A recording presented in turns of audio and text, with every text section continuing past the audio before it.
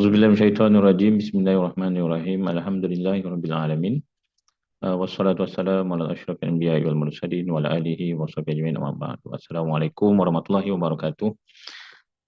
Tujuan video ini ataupun penerangan saya lakukan bagi membuat penjelasan kepada beberapa berkenaan kaedah cara program e-Fasad yang dijalankan. Kami telah pun sebenarnya memberikan taklimat kepada anak-anak tuan-tuan dan puan pada awal sesi yang lalu. Kemudian tuan-tuan boleh mendapatkan cross check kepada anak-anak tersebut bagaimana kaedah ini kami jalankan. Taklimat yang saya berikan semasa ujian kelayakan itu dia bersifat umum. Dan ada satu video taklimat yang lama tapi saya ingat terlalu lama dan benda itu berlaku pada tahun 2021. Daripada ini saya ingin memberikan khas untuk 2023 bagaimana kaedah program e-Fasad ini dijalankan. Baik, untuk maklumat guru-guru semua, program ini dijalankan adalah untuk membantu pelajar-pelajar dan untuk menduduki peperiksaan SPM pada tahun ini. Setakat ini dalam kerangka kita masih lagi tidak ada keputusan yang tuntas sama ada bulan 12 atau bulan 2. So kita masih berpegang pada SPM pada dijalankan pada bulan 2.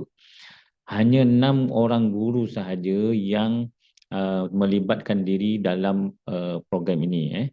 Program ini itu pertama ialah Puan Azrin Eliana, ini adalah guru pembimbing bagi bahasa Melayu. Cik Najuha, pembimbing untuk bahasa Inggeris.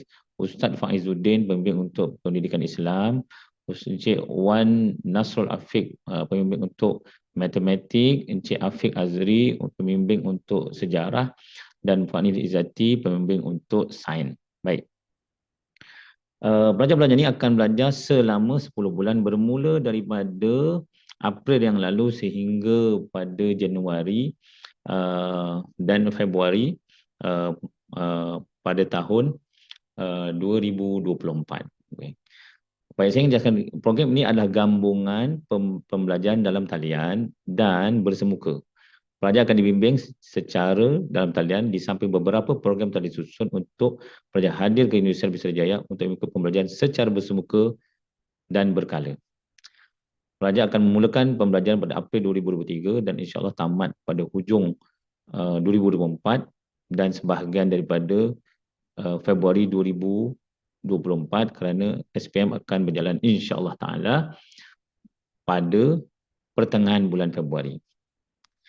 Dan SPM akan diambil secara calon persendirian dan menumpang di sekolah menengah yang berdekatan dengan alamat rumah masing-masing, dan saya yakin dan saya percaya ibu bapa telah pun menyelesaikan perkara ini. Baik. Pelaksanaan program.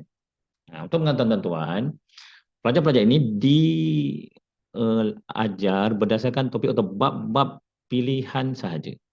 Kita ajar bab-bab pilihan, hanya bab-bab tertentu yang kita ajar. Tidak semua subjek atau bab itu kita sentuh. Kita hanya sentuh yang banyak masuk dalam SPM sahaja, sebab tujuan kita, sebab kita ada 10 bulan untuk supaya mereka berjaya menduduki SPM ini dengan bersedia dan membuat keputusan yang baik. Sekurang-kurangnya kepujian. Topik-topik dan adalah berdasarkan membimbing berdasarkan topik-topik yang biasa keluar atau bab-bab yang biasa keluar dalam SPM itu. Kemudian hanya 6 mata pelajaran sahaja akan diajar dalam program e-Fasad ini, sebagaimana yang saya nyatakan sebelum ini. Ketiga, pelajar akan dibimbing secara atas talian dari hari Isnin sehingga Jumaat dengan jadual yang ditetapkan.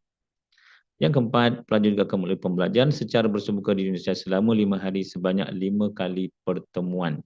Baik. Okey, kita didirikan. Okey. Macam mana pembelajaran atas talian ini berlaku? Pembelajaran atas talian ini berlaku, okey. Kita akan tunjukkan jadual sebentar lagi. Pelajar ni sekurang-kurangnya dalam jadual telah disiapkan, pelajar ni akan bertemu dengan guru-guru sebanyak 2 kali. Bimbingan bersama guru setiap kelas. 1 jam 30 minit bermakna seminggu guru-guru bersama pelajar ni ada lebih kurang 3 jam. Yang mereka ini akan bersemuka di atas talian. Berdasarkan topik atau bab, guru dibenarkan atau boleh memilih sama ada dengan satu pembelajaran secara kendiri iaitu online video. Yang kedua, satu masa bimbingan atas talian. Dan biasanya untuk subjek-subjek yang mudah. Kemudian, untuk subjek yang agak berat, guru-guru digalakkan atau dimestikan untuk kedua-duanya masa kelas bimbingan diadakan secara atas talian bersama dengan guru. So maknanya di sini pelajar-pelajar ni, guru-guru ada dua pilihan. Satu, menggunakan video, sama ada video buat sendiri ataupun video daripada YouTube berdasarkan topik untuk pelajar buat pembelajaran kendiri. Kemudian akan ada satu masa dalam minggu tersebut juga untuk cikgu-cikgu membimbing pelajar ini berdasarkan video yang telah ditonton oleh pelajar itu atau dia belajar melalui video tadi. Ini seminggu untuk bab tersebut.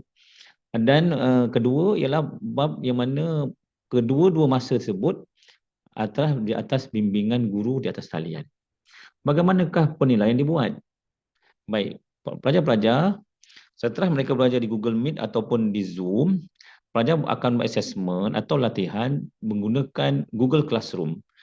Pelajar-pelajar telah pun dibekalkan atau telah pun membeli buku latihan dan pada masa inilah mereka perlu menghantar tugasan-tugasan mereka berdasarkan bab yang diajar dan perbincangan di atas latihan di dalam Google Classroom.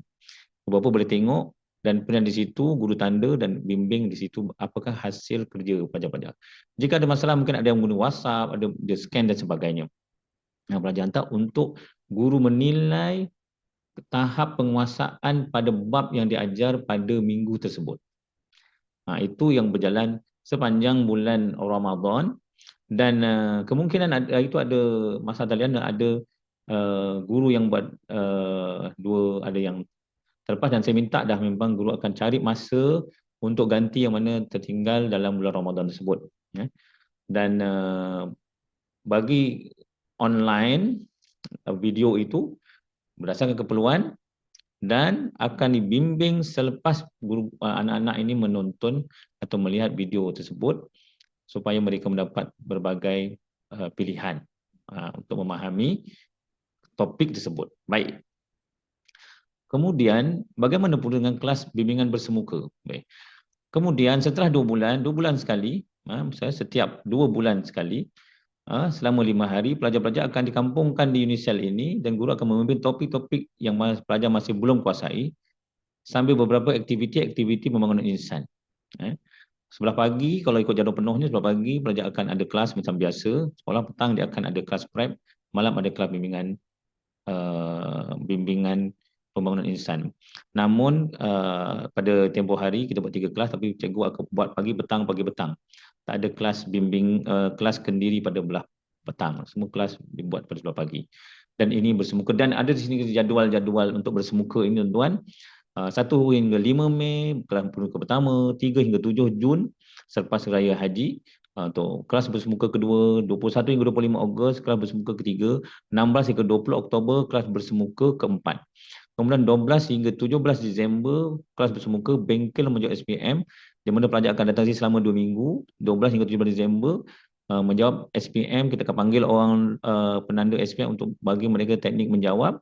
Dan kemudian pada 18 hingga 23 Disember 2023 percubaan SPM akan dilaksanakan secara bertulis di sini.